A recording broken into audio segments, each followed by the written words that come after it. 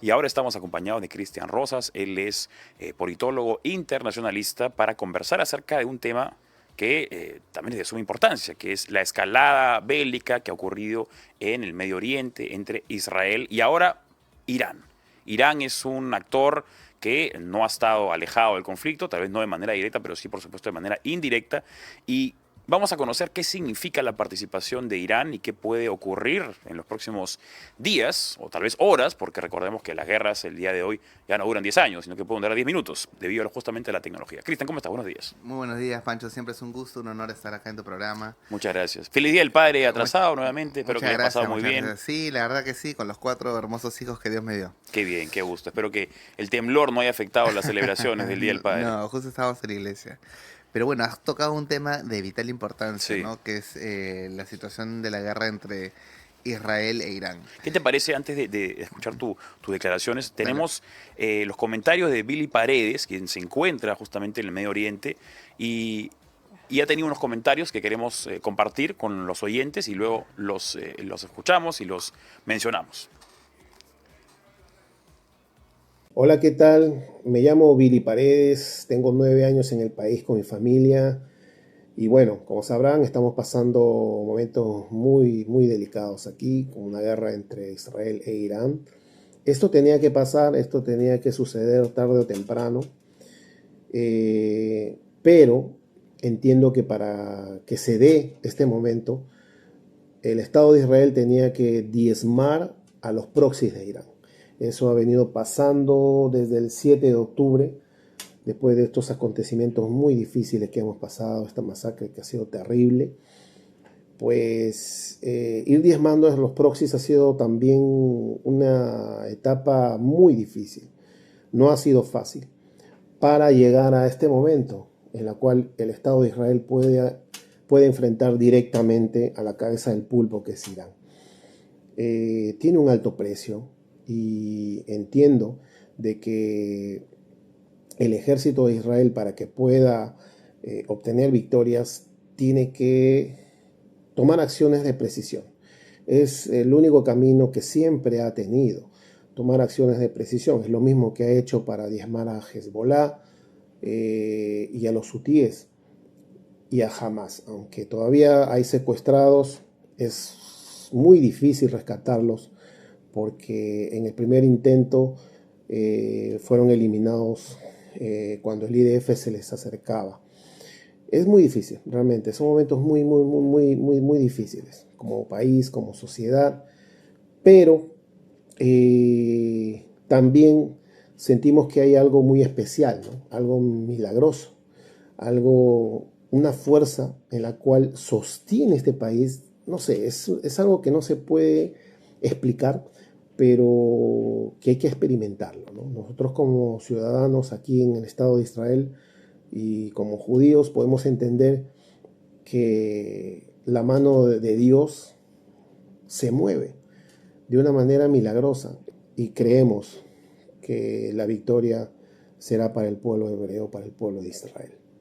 Un abrazo grande y sus oraciones. Escuchábamos entonces las declaraciones de Billy Paredes, judío que se encuentra justamente en Israel y nos comentaba un poco de las declaraciones que ofrecía o aquello que se siente en este momento después de la escalada bélica que hay en el Medio Oriente. Estamos conversando con Cristian Rosas, politólogo internacionalista. Cristian, ¿qué significa la participación? ¿Qué significa la entrada de manera abrupta en este conflicto ya milenario de Irán a la ecuación?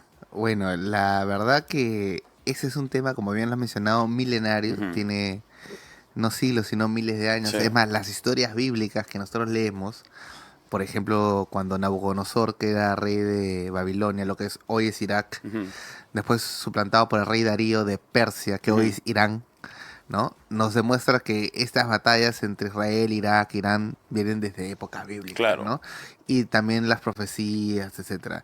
Es una situación triste y lamentable porque nadie busca ni desea, creo yo, la guerra. claro, ¿no? Es una situación triste que se da en el Medio Oriente, pero también es una situación complicada para el creyente en particular, ¿no? Ujú.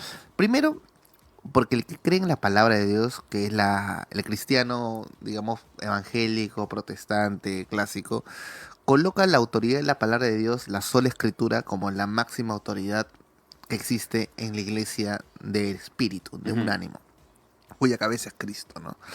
Entonces, el único mapa dibujado por Dios con su dedo es el mapa de Israel. Ujú. O sea, Dios no ha dibujado ningún otro mapa de otro país, pero sí el mapa de Israel. Le Ujú. dibujó de tal punta a tal punta, de tal lago a tal lago, será tu tierra prometida. Por lo tanto, uno no puede decir, yo creo lo que la palabra dice en todo menos este mapa. No, obviamente, porque Dios no miente, Ujú. ni se burla. Dios no es mentiroso. Si Él ha dibujado el mapa, es que ese es. Ese va a ser. Y en consecuencia, o estamos con el Señor o estamos con el Señor. Pero tú sugieres que todo el Estado debería ser de Israel o sí debería No, respetarse no, lo lo que... que pasa es que ahí entramos, por eso quería explicar lo complicado. Sí. A ver, si lo vemos racionalmente desde el plano del derecho internacional, que es Ujú. el derecho humano, de los seres humanos, no tendría pues derecho a reclamar hoy Israel, no solamente Palestina, sino también parte Siria, Damasco, Egipto, no tendría derecho a reclamar parte Irak, Ujú. pero bajo derecho divino sí lo tiene. Ujú. Es más, bajo el derecho divino, todos esos países o parte de estos países están invadiendo actualmente un derecho que ha sido otorgado no por concesión, como las concesiones mineras que se pueden revertir para penalidad, sino por Dios mismo. Entonces, el fundamento en la fe está ahí. Oye, ¿tú crees o no crees? ¿Estás a favor o no estás a favor? Eso del lado de la fe, la Ujú. dicotomía del espíritu, la creencia, ¿no? Pero la mente, la razón te dice, oye, pero esto viola el derecho humano. Pero esto no puede ser. Pero ¿cómo va a ser así? Y ahí es donde entra finalmente el conflicto auténtico, Ujú. sincero, para un cristiano entre lo que dice su espíritu, su fe, su confianza en la autoridad escrita versus lo que puede evaluar, juzgar y ver, ¿no? Sí.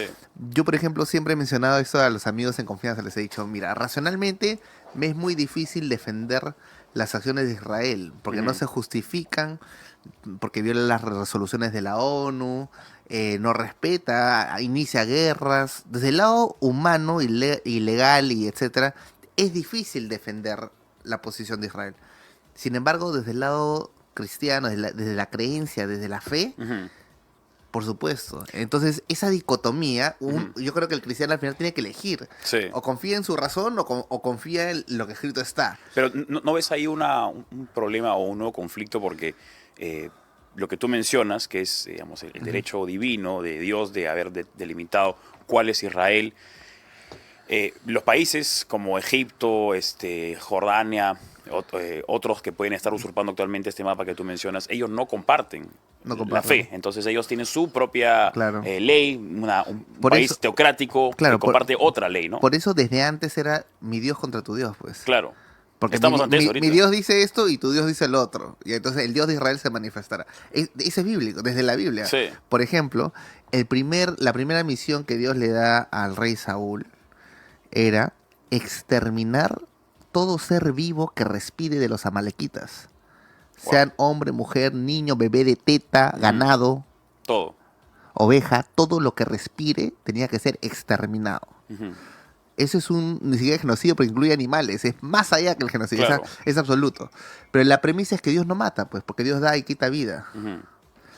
Pero ¿qué hizo Saúl? Saúl se puso muy democrático, muy político. Ujú. Y dijo, ¿cómo voy a matar a todos? A las mujeres, al ganado, al rey, ¿no? Mejor al rey lo esclavizo y lo tengo como trofeo. Y a sus mujeres, para que nos sirvan en la corte real, nos den hijos.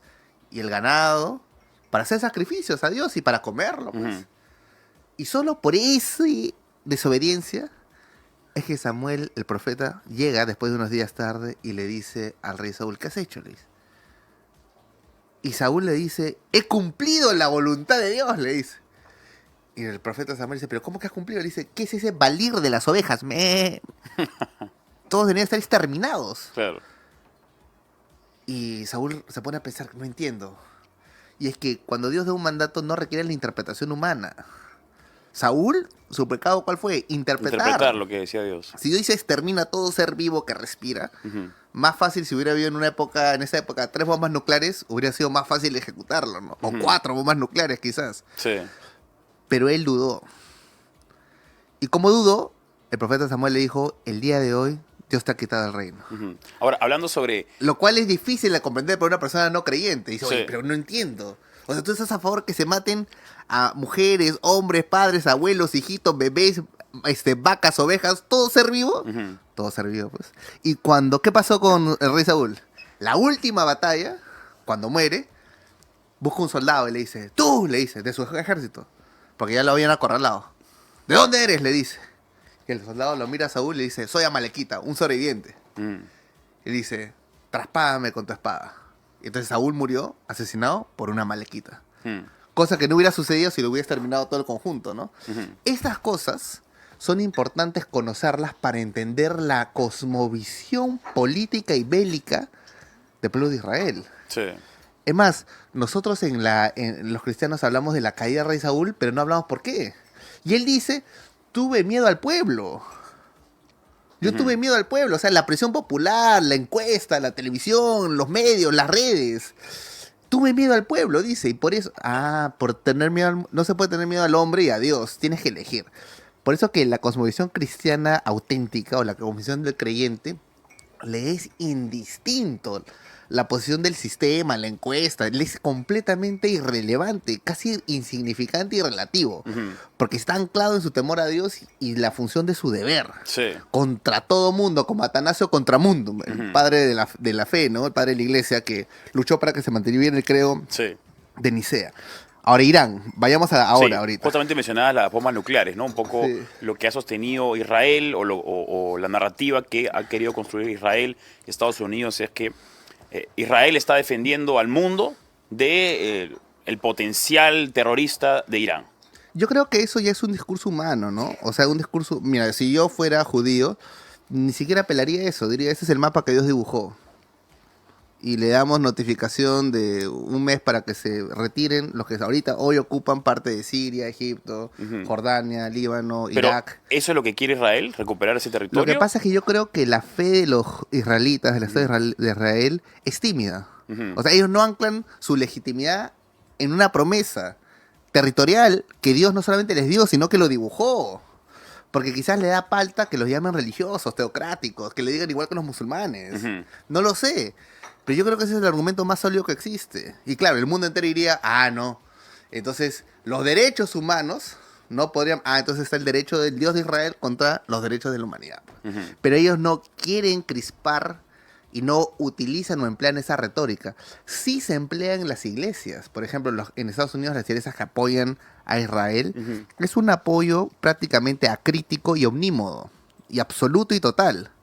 Porque no se fundamenta en el gobierno de turno, sino se fundamenta en una promesa dada por Dios. Ahora, habiendo dicho esto, también es importante recordar que Dios lo hará en su momento, en su tiempo, en su forma. En la Biblia también muestra cómo Dios ha disciplinado a su propio pueblo por haber vulnerado y violado las propias leyes del Señor.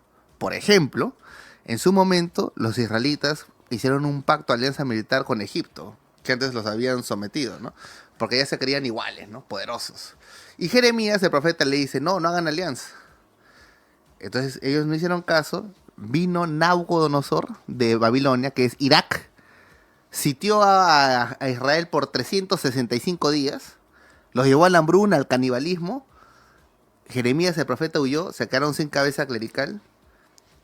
Mataron a la esposa, a los hijos del rey, y al rey quitaron los ojos y la lengua y lo llevaron arrastrando. Se quedaron sin cabeza política y fueron llevados a cautiverio a Irak. Fueron castigados ahí. Ujú. Y sobrevivió a pesar de estar descabezado política y eclesiásticamente, porque en el camino hubieron cuatro, Daniel y sus 3 amigos, nobles, que en su corazón resolvieron a no contaminarse con los caminos o las leyes de este nuevo sistema. Y ellos, por su fidelidad a su creencia, es que pudieron preservar no solamente la fe, la tradición, la costumbre, sino la cultura. Y ellos sobrevivieron en las historias que sabemos de Nabucodonosor, de Daniel. Ujú.